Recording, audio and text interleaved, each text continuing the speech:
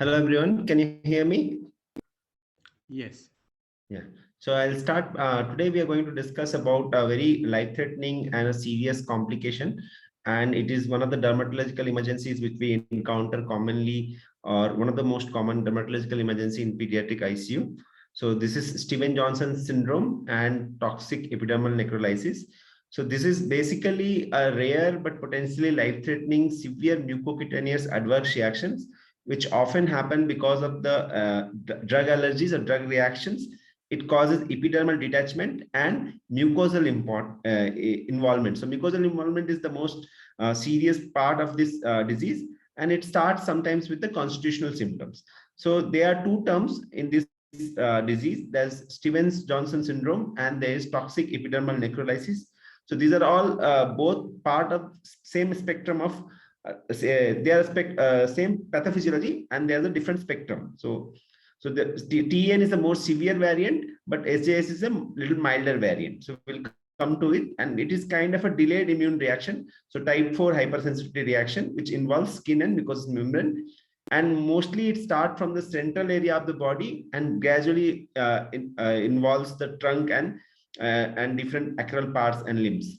And at least two mucosal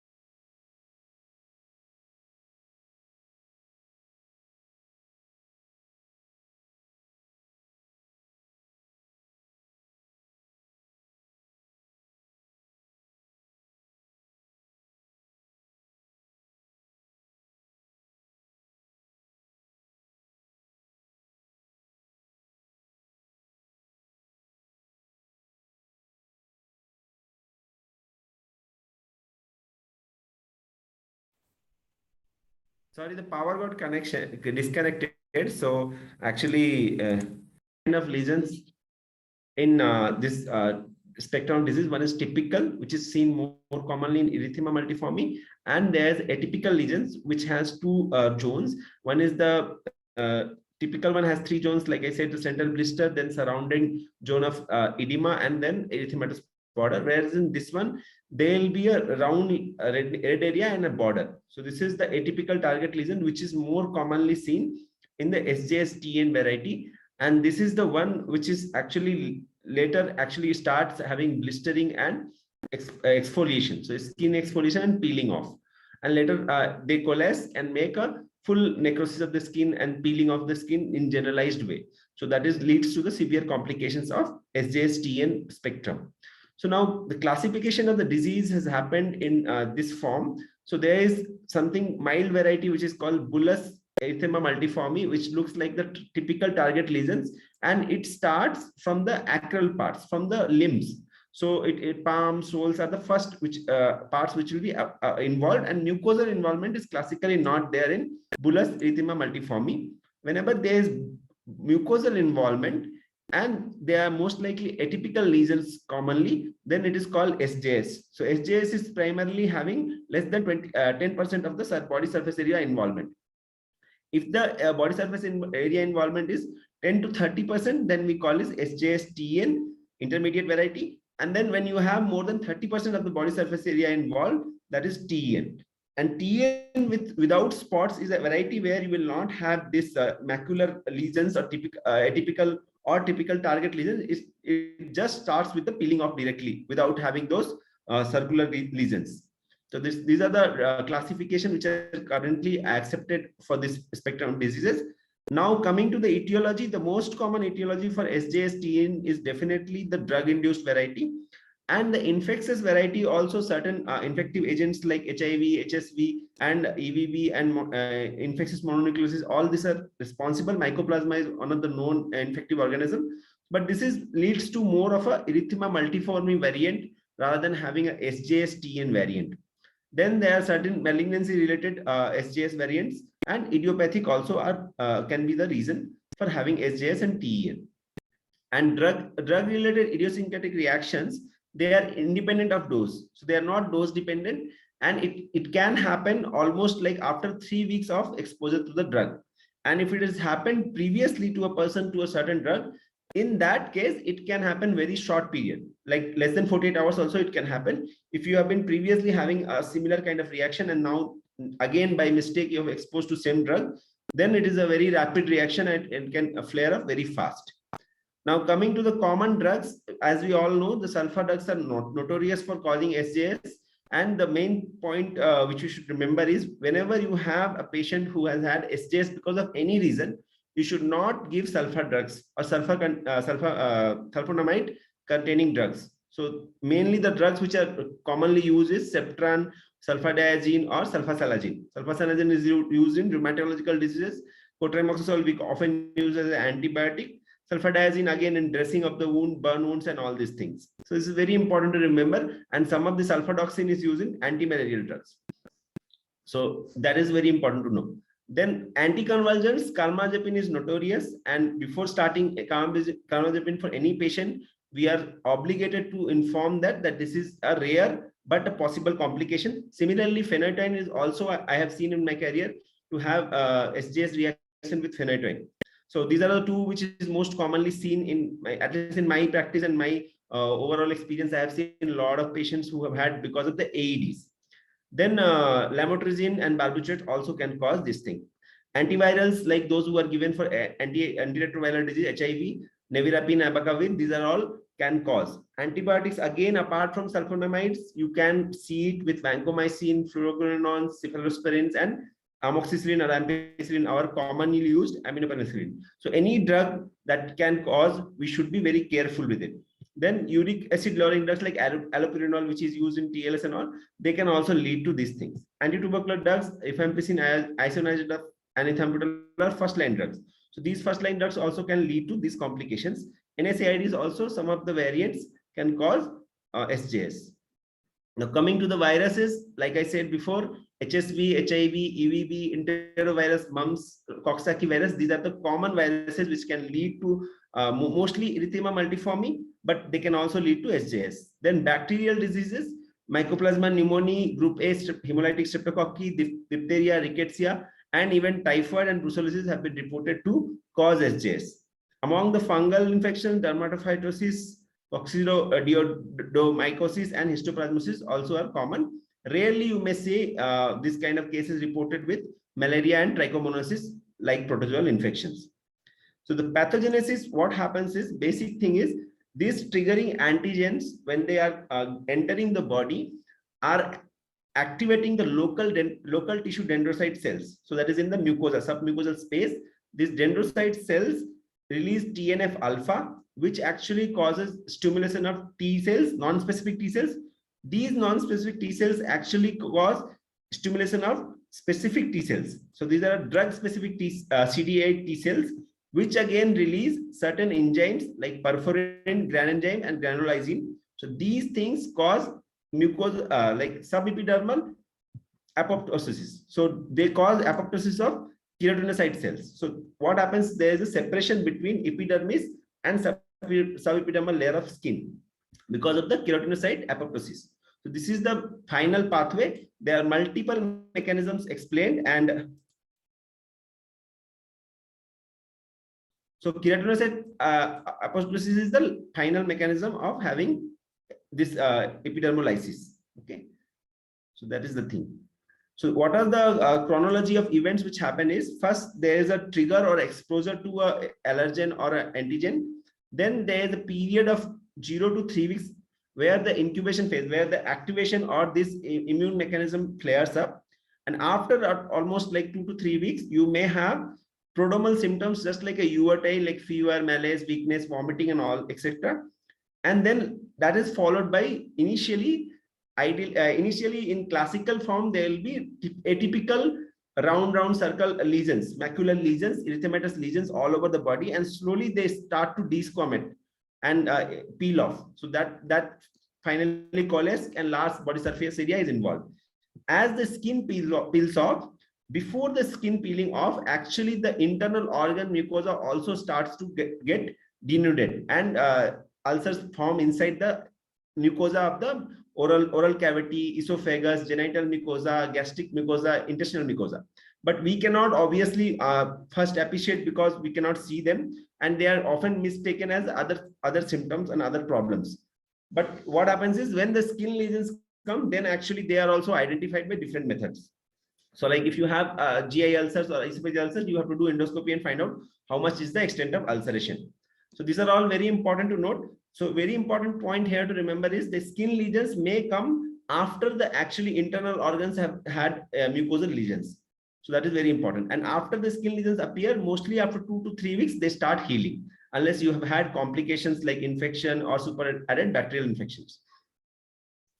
Okay, so in general, what happens is non-specific like prodrome starts with fever, sore throat, chills, headache, erythema, and malaise, and sometimes vomiting and diarrhea also. The important mucosal surfaces which are involved is eyelids or corneal or conjunctival surfaces. And eye involvement, in my practical experience, is one of the most dreaded and chronic complications which is can happen because of the SJS and TN. And it can cause morbidity and morbidity and severe impairment, visual impairment or blindness also. So this is very, very serious point, and we should always remember that we should be very careful about the eye treatment and eye involvement in SJS. Similarly, oral ulcers, oral mucosa involvement is a very painful complication. Genital mucosa involvement causes a lot of problems like synechia and other issues. So we'll come to that one by one. So what happens is first the erythematous macules develop, then there is a central necrosis, vesiculation, and bulla formation and denudation of the skin, and it can start from the trunk, then involve the face and extremities. In SJS-TN, classically they start from the trunk, and compared to that, erythema multiforme starts with palms, soles like this. So acral parts. So that is the major difference between the erythema multiforme and SJS. It is the progression of the lesion where they start. The other difference between the erythema multiforme and SJS is erythema multiforme usually involves skin and the mucosal surface involvement is not there. Whereas in SJS, classically 2 or more mucosal surfaces should be involved to call it SJS-TN, spectrum of diseases. So the mucosal surface, like I said, eyes, ear, oral cavity, upper airway, esophagus, GI tract. Another important sign for SJS is Nikolsky sign. That is when you put tangential pressure on the skin, actually it starts peeling off. So this is the picture of Nikolsky sign. And healing usually of the skin, if there is no superadded infection or any complications like scarring, then starts by 14 days and slowly it heals. But scarring of the eyes, particularly corneal opacity or synechia and all these things are very common, and we should be absolutely careful.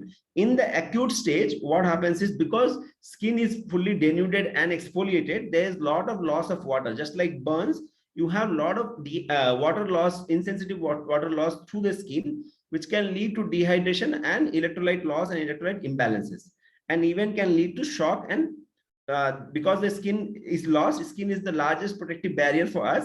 So there can be secondary bacterial infections and septicemia also. So long-term complications, there will be skin depigmentation, eye problems like I said. There can be lack of tears because of the lacrimal gland atrophy. There can be conjunctival and corneal scarring and loss of eyelashes, and a lot of other problems will come to those. And stricture in the other mucosal surfaces, like you can have in esophagus and vaginal stenosis. All these things are very, very common if you are not treating it properly. Again, depiction of the same thing, how the lesions progress. First, there will be flat erythematous lesions, targetoid lesions. Then they will gradually distribute and progress all over the body and coalesce to form bulla, and epidermal detachment and skin exfoliation happens. Then other side by side, other mucosal surfaces like oral buccal and genital mucosa get involved. Oral mucosa can cause erosive hemorrhagic lesions and pseudomembrane formation and crusting of the lip. Similarly, ocular manifestation can cause lid edema, redness, photophobia, conjunctival injection, lacrimation, all these issues. Genital erosive lesions can be hemorrhagic and very painful. Even the urine passing will be a difficult task in patients like this. So complication wise, the same adhesion of the mucocutaneous surfaces can happen, scarring can happen, dyspareunia, nail loss, acute skin failure. These are the common complications from the skin. In the ocular mucosa, there can be synechia, corneal ulcer, xerophthalmia, symblepharon, Ophthalmitis and blindness can also happen. Lungs also can get affected because the mucosa of the bronchial tree and the alveolus get badly inflamed, and there's a lot of hypersecretion sometimes can cause mucosal plugging of the bronchial tree, and a lot of issues like because of that. And severe inflammation can lead to pulmonary edema and sometimes atelectasis also. GI erosions, like I said, ulcer formation, there can be strictures, there can be dysphagia and bloody diarrhea also. Renal manifestation, just like the epithelium in other parts, renal epithelium also gets affected, and that can lead to proteinuria, hematuria, and ATN. And sometimes because of the dehydration and electrolyte imbalance, can lead to renal failure also, acute renal failure also, which is now called AKI. So among the differential diagnosis, all the lesions which cause exfoliation of the skin and desquamation of the skin, they are the common differential diagnosis in pediatrics. The common ones which you should remember, I am going to highlight those. So erythema multiforme major, like I told, it is the main variant which will need to be differentiated from SJS. So etiology wise, if you see, erythema multiforme is more induced by infections, whereas SJS TN is more induced by the drugs. Second thing is, erythema multiforme comes in the acral part. So palms and soles will be initially involved, and then it will spread to other parts of the body. Whereas you have SJS TN starting from the trunk initially, and the lesions are different. So you have triple triple three demarcation in the targetoid lesions, which are there in erythema multiforme major, that is typical lesions, whereas in SJS and TN there will be atypical lesions also. So that is the difference in majorly between these two. SSS is a staphylococcal scalded skin syndrome, which is seen in mainly in infants, and it actually spares the mucosal surfaces. This is mainly seen in the flexural part of the body. So you will see this kind of lesions which are mainly in perioral area and in the flexural part of the body, and it spares the mucosal membranes. Then we can see different lesions like acute generalized exanthematous pustulosis, which is mainly sometimes drug induced, and it causes subcorneal level pustulosis, but it comes with fever, leukocytosis, and lymphadenopathy, and sometimes liver enzyme involvement. But generally in this lesion also mucosal involvement is not there. Generalized bullous fixed drug reactions are seen in older children. Large blisters with very mild or absent mucosal involvement in this also. Then paraneoplastic pemphigus is usually seen in children with lymphoma. There can be severe oral involvement, but generally other mucosal surfaces are not involved. And main differentiating point will be the immunofluorescence study, where you will see acantholysis. GVHD is usually seen in our patients after bone marrow transplant, and it is mainly the erythematous lesions which progress much slowly and mainly involve liver and gut rather than involving actually other mucosa. Eye involvement is rare in actually GVHD.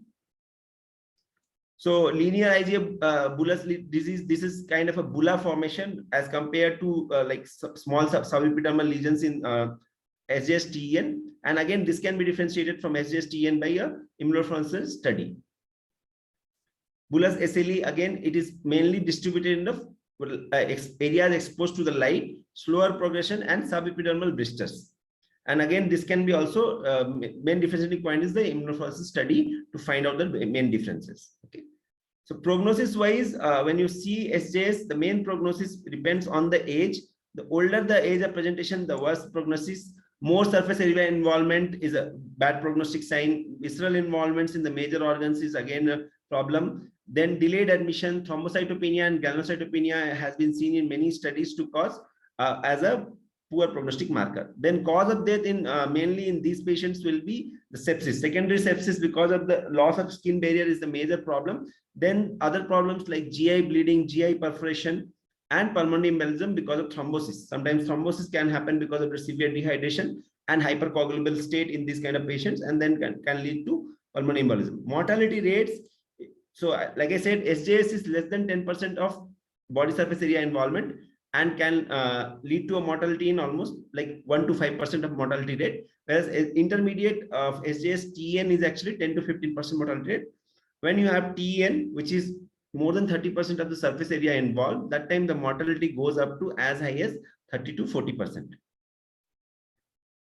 So now what happens is, how do you actually rate the mortality? So there are 7 prognostic indicators which we do scoring for, and each of them is given a single score. So if your age is more than 40, you get 1 score. If it is triggered by the SJS-TN is triggered by any malignancy, then score is 1. Then if you have tachycardia respective to the age, then again a score comes 1. If epidermal involvement, the body surface area involvement is more than 10%, that is again score 1. Blood urea nitrogen being high, serum glucose being high, bicarbonate being low. So these are all 7 points, and there is a score 10 classification for this.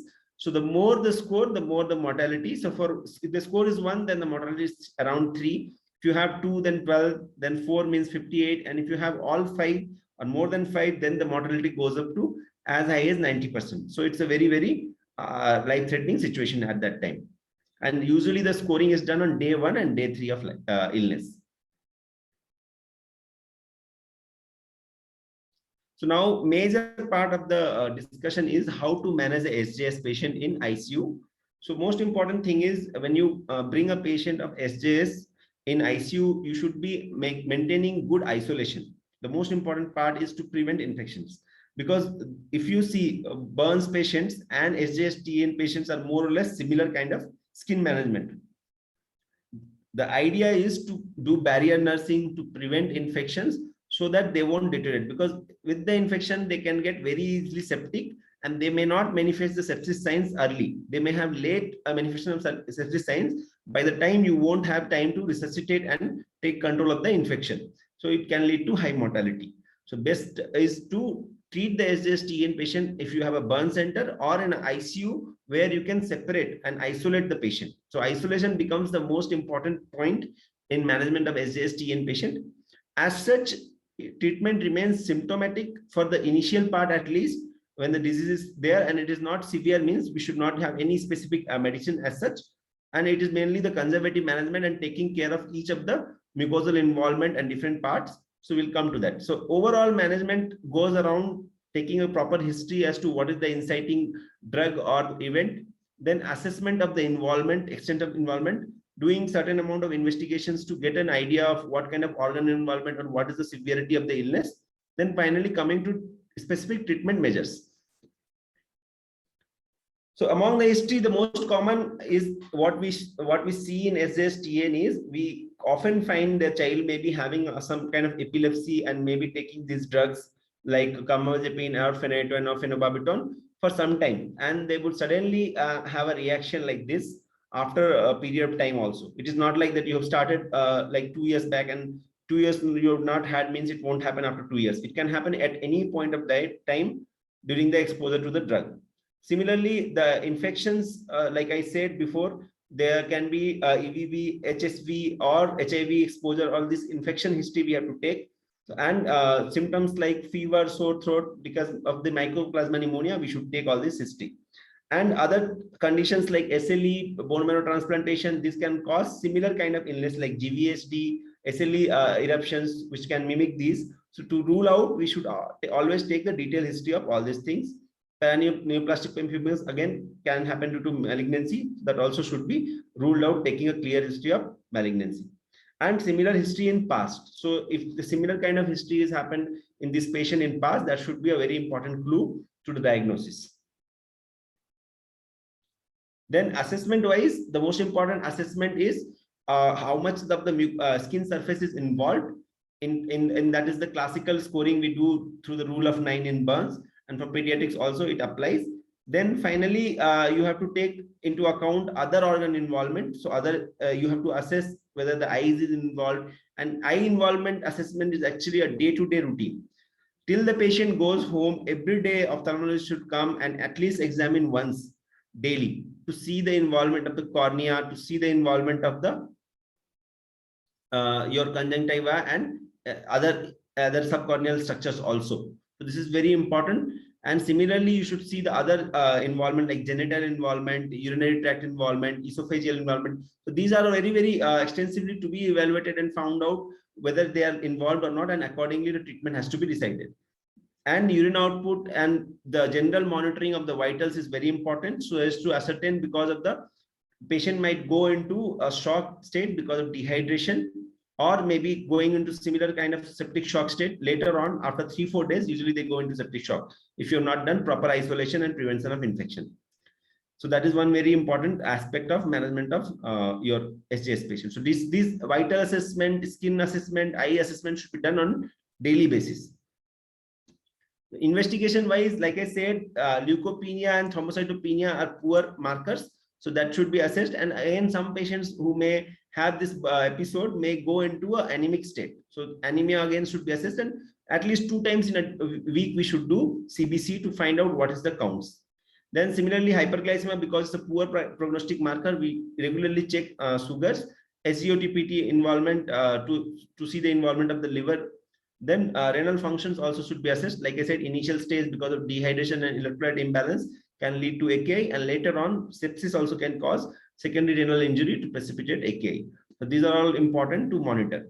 Skin biopsy is done to establish the diagnosis and rule out the other possible differential diagnosis, but it is not mandatory. Usually the diagnosis of SJS is basically if you have a proper history of our inciting drug and classical manifestation, then it is a clinical diagnosis as such. Skin biopsy is just to confirm your diagnosis. Then chest X-ray to see the lung condition and how much, if there is any lung involvement. HIV screening becomes mandatory because HIV can cause SJS. Then blood culture usually is done every 48 hourly to ensure that any infections are not there. The idea is because these patients actually go into immunosuppression state because of the acute reaction, so they may not manifest classical signs of sepsis early stages. So late stage, when they develop hypothermia, hypotension, at that time, if you do antibiotic therapy, it may be too late and too little for the patient, and patient may collapse without any improvement. So that's why it's kind of surveillance blood cultures are sent every 48 to 72 hours based on the unit protocol. So which is very important. And skin swabs also are regularly sent to find if any colonization of the bugs in the skin also. So when we look at the skin biopsy in early stages, you will see perivascular mononuclear cell infiltrates in the papillary dermis, and the more the infiltrates, the severe the disease actually. And in later cells, there will be some epidermal and epidermal cleft formation or bulla formation. So this is the classical skin finding in SJS, which actually differentiates it from the different other diseases. Now, the proper treatment and management of SJS requires a multidisciplinary approach, because there are certain complications which cannot be managed alone by the intensive care team. So first and foremost is initial stages, the intensivist and the ICU nursing team takes the priority to resuscitate the child, whatever the fluid losses or dehydration or electrolyte imbalances are there. But on a day-to-day basis, you need to work with other specialists, dermatologists, to see how the skin is healing and to establish the diagnosis, maybe the skin biopsy and all. That is very important. Then plastic surgeon, they kind of do collagen dressing and other kind of synthetic dressings to allow the skin to heal. Ophthalmologist is actually the most critical part, I think, because ophthalmologist has to come and see every day for eye complications. Eye complications are the most common chronic complications in SJS-TN, and these are the most which cause a lot of morbidity and blindness. So that is one thing we should try to always prevent when you have a patient of SJS. Urologist, because there's always a risk of urethral mucosa exposure and urethral stricture involvement, and there's a lot of pain when they pass urine. So you have to consult your urologist and take a consent and decide how you want to go ahead about it, because sometimes we need to do urethral catheterization. That has to be decided by urologist, whether you put a catheter or not, that has to be seen. And apart from that, SOS basis, if the pain is too much, you may take consultation from pain management team, or if the ICU team wants to do some amount of pain management can be done from the initial steps can be done by ICU team. Pulmonologist carries a very vital role. If you have those symptoms like bronchoria or bronchospasm or different kind of atelectasis or pulmonary edema, and sometimes there can be pulmonary blockage also. So the bronchial tree gets mucosal plugging happens, and that time you need to do a lung lavage or bronchial lavage to find out what is the situation. So then you can open the athletic lung segment. Dietitian carries a very important role, because this dietitian can start the feeding according to the child's situation, and we'll come to it. So most important part is, first of all, management wise, in general points, you should remember that we should stop the offending agent, whatever the offending agent, whether it is sulfur drugs, whether it is antiepileptic drugs, they should be immediately stopped, and patients' health record should be marked as allergic or having hypersensitivity to that drug. So that drug should be avoided in future also. Like I said before, isolation is the most important part, because you don't want to give infection to them, because their immunosuppression happens and they have lost the major skin barrier and epithelial barrier in the other mucosal surface also. So there is a very high chance of skin infection as well as translocation of bacteria through the breached mucosa in the intestine and other surfaces, like genital surfaces also. So then important part is the IV fluid resuscitation, nutrition. We will come to all of this one by one. And then prevention of ulcer formation, analgesia, these all are very important. Cutaneous lesions, how they should be treated, temperature regulation to prevent insensitive heat loss or hypothermia. Then role of corticosteroid and other immunomodulatory drugs we will discuss. How to manage the oral, eye or pulmonary complications, sepsis, I am going to discuss. Then prevention of the infection is an important part. And last but not the least, counseling of the family or the patient about the disease process and how they are going to come out of it is a very important, plays a very important role. Because sometimes children who suffer from this kind of illness, they can go into psychological complications like depression and low moods. So again, coming to common things, we have already discussed these things. I'll go one by one now. So skincare, basically what happens is, if the skin has not totally peeled off or like it is partially detached, then you better leave it like that. It will work as a natural dressing. So if skin is not fully necrosed and the healthy part of the skin is usually left alone and not peeled off, that will work as a dressing for the child. So what happens is, regular dressing and cleaning with normal saline or clean water should be done to take out the necrosed and totally peeled off area which is detached from the skin. That can be taken off, because that can act as a nidus for the infection. So those part can be removed, but the healthy skin should be retained. And one more important thing is, like we do dressing in burns with silver sulfadiazine, here we rather would avoid silver sulfadiazine and do dressing with silver nitrate or gentian violet pent, because this sulfadiazine, again sulfadiazine is there in the silver sulfadiazine, which can cause a TN kind of reaction. So better to avoid that. So dressing of the skin can be done with paraffin gauze or petroleum gauze, which is commonly available, like you can see in this picture.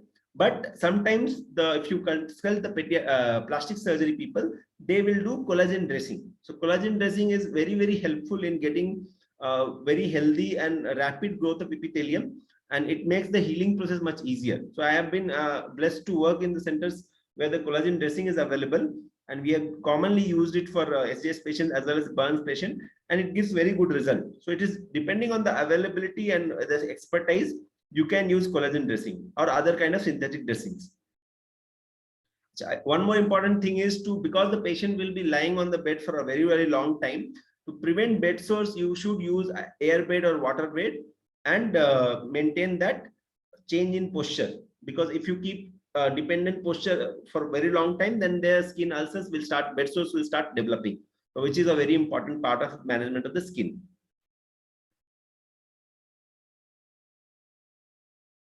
Now, prevention of the infection, like I said, is the most pivotal role in terms of survival of a child. So this kind of children, you cannot afford to get infection. So every like rounds, you should ensure that there is no chance of infection. And people, the nursing team, the residents, all the people who are taking care of the child should be very much aware that the infection is the first more priority to prevent in this child. So what happens is, barrier nursing is very important, and you should isolate the patient to a different suite, and there should not be any other patient who is at risk of giving infection to this child. So that is most important, to make sure that. And whenever you are handling this child, you should wear gown, wash your hands, wear gloves, and don't only touch the patient. And after doing that also, you should wash your hands.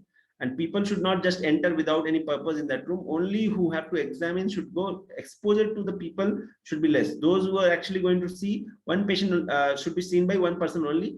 too many people coming and seeing the patient can hamper the patient more than any benefit. So hand hygiene, hand washing is very important.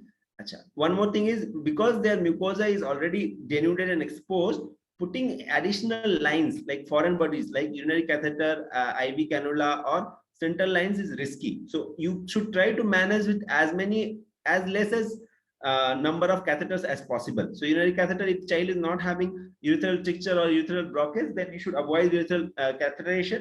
Similarly, minimum number of IV lines or central lines, it should be put. Even if you're putting a central line, try to take off it as soon as possible. So even if you are like 3-4 days you have resuscitated the child is on oral feed and doesn't require anything IV, then you can keep one IV cannula and take out the central line.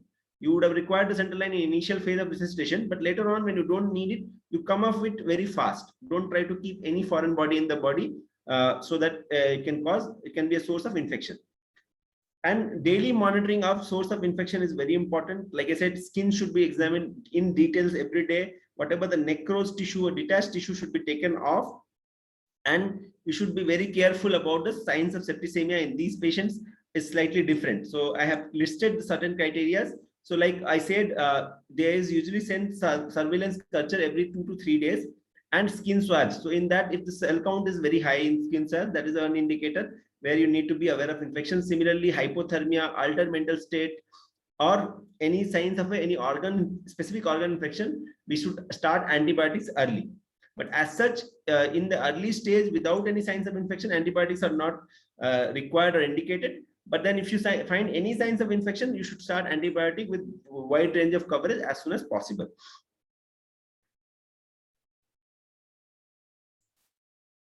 So like antibiotic coverage, what we should do is the empirical antibiotic coverage for SJS should cover anti-staphylococcal gram-positive coverage, gram-negative coverage, and anaerobic coverage. For anti-staphylococcal activity, we usually use something like a clindamycin or ticoplanin or linezolid. Amoxiclav also can be used, but nowadays in our country, amoxiclav is very much resistant. So that's why we commonly use something like ticoplanin and clindamycin, sometimes linezolid also. Vanco also sometimes I avoid because it is a nephrotoxic drug, and sometimes these patients will be dehydrated and they can cause problems, but it can be used.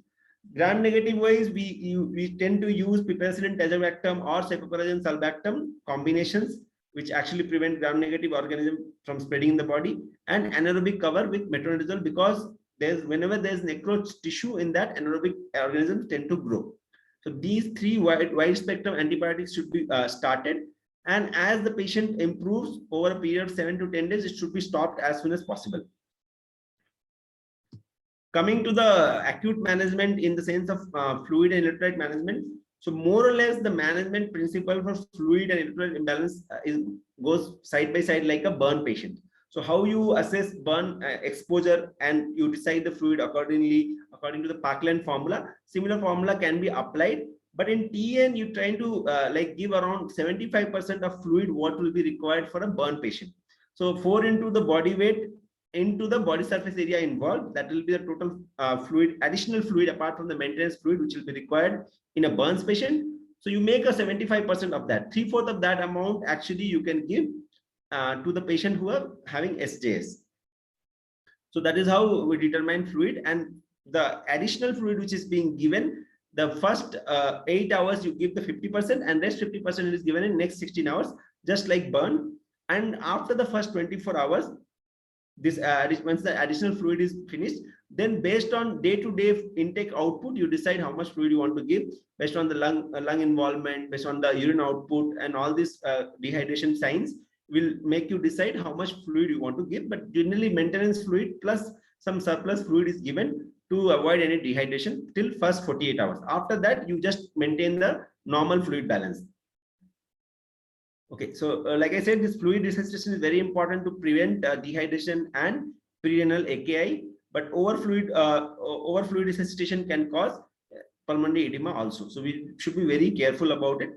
And sometimes this patient can go into hypophosphatemia. In that case, sometimes phosphate supplementation is required, and other electrolyte disbalances like hyponatremia, hypernatremia, hyperkalemia, these are very common. So we should be very careful about it.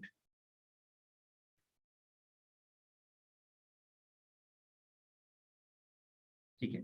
Now coming to the point which I want to emphasize the most is the oral and ophthalmic care. So oral hygiene should be maintained with normal saline or antiseptic solutions like Betadine gargle can be used, and you can use something like oral analgesic, topical analgesics like benzalkonium and lignocaine combination comes. So this is sometimes Dolocity or Jiti L kind of oral mucosal lotions we apply to keep the oral mucosa sterile as well as to reduce the local pain. So that is commonly used. Then coming to the eyes should be properly lubricated. So you can use tear drops, you can use tear gels, you can if you see any inflammation in the cornea and conjunctiva, you should use steroid creams or steroid eye ointment. So that is very important to prevent scarring of the cornea and conjunctiva, which is very important, and it should be done on a 2-hourly basis also. And night times you should keep the ointment. Daytimes you should usually put drops, because drops are not very sticky. So in night times you can put ointment and sleep. So then adhesions should be prevented in the eye lids. That is very important. And sometimes when there is severe eye involvement and corneal surface breach, nowadays we are putting amniotic membrane by different techniques. That is mainly decided by the ophthalmologist, but it's a very useful technique to put amniotic membrane and put contact lenses over that to help the cornea epitheliais. So which is very important, because without cornea there will be a lot of risk of blindness. So we had tried amniotic membrane placement in a child in our case, and with persistent care the patient actually improved. Coming to the immunomodulatory therapy, the role of steroid is not very clear, but it is based on the judgment, and severe involvement can be used. So if you are having severe involvement like TEN, 30%. Hello. Coin. Okay. So you can mute yourself. So what happens is, in severe cases we can try immunomodulatory drugs like steroids, and different forms can be used. Methylpred can be used, dexamethasone IV can be used. So doses I have written here. So for dexamethasone 1.5 mg per kg per day into 3 divided doses we generally use for 3 to 5 days, and then rapid taper over 1 week is done. Similarly, IV methylprednisolone is used in pulse dose like 20 to 30 mg per kg for 3 days, and then switch to oral prednisolone for a week. So this is the most commonly used drug. Then other drugs like cyclosporin is used for skin lesions which are very refractory, and it can be used in 3 to 5 mg per kg for 2 weeks, and then rapid taper happens. IGs again can be used, and it has shown evidence that it can be beneficial some studies. So that is important. Other agents which have been tried is infliximab, because it influences TNF alpha, which is part of the mechanism of the SJS process. Plasmapheresis, again taking out the immune components. GCSF, cyclophosphamide, thalidomide, these have been tried in small anecdotal studies, but there is no large evidence to support the use of these things. So mainly corticosteroids is the first line, then IVIG and cyclosporin is the preference. Usually we do it in consultation with the your immunologist. So then coming to another important aspect is maintaining the nutrition.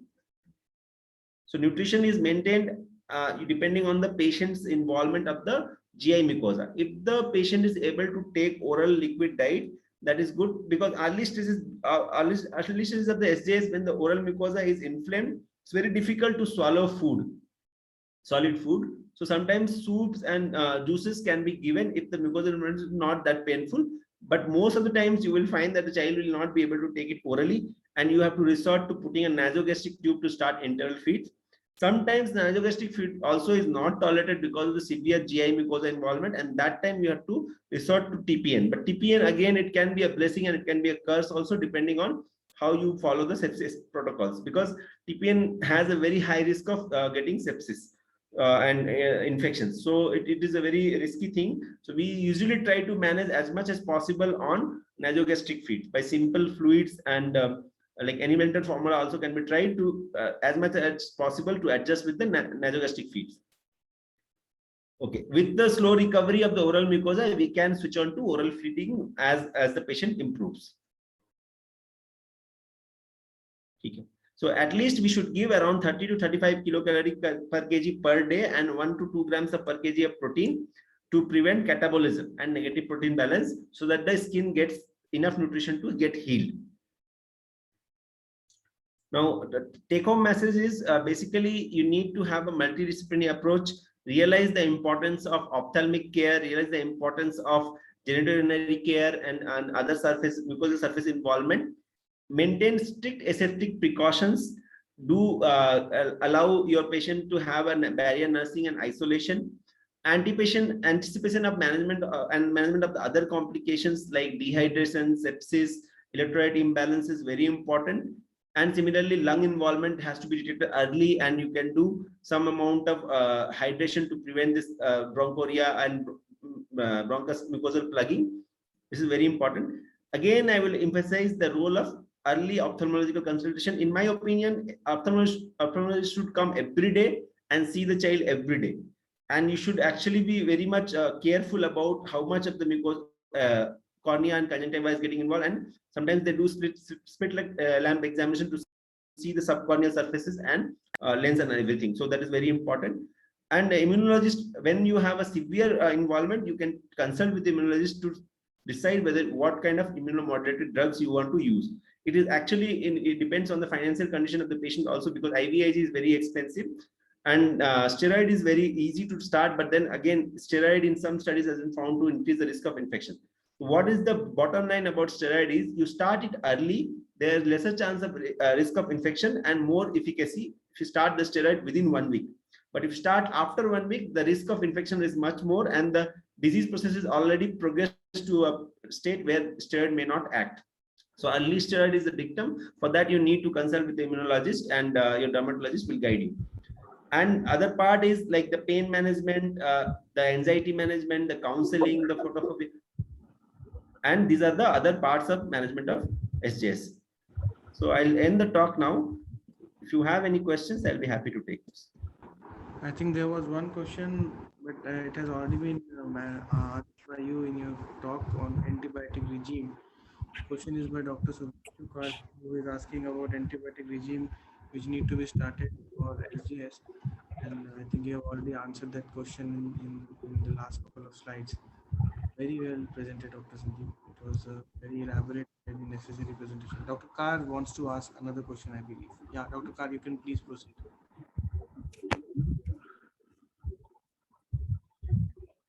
Dr. Subhanshu, you're not audible.